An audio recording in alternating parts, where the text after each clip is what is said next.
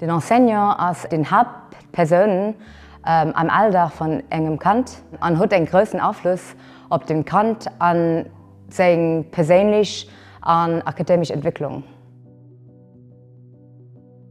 Die größten Defizite sind die Flexibilität, eine gute Relation zu den Eltern zu verhalten, die Verantwortung, aber auch die eigenen Erwartungen als Enseignant zu erfüllen.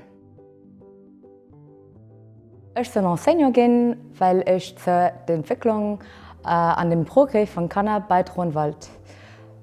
Es ist mir wichtig, den Kanner die Stabilität, das Vertrauen und die Unterstützung zu geben, die sie brauchen, für sich am besten zu entwickeln.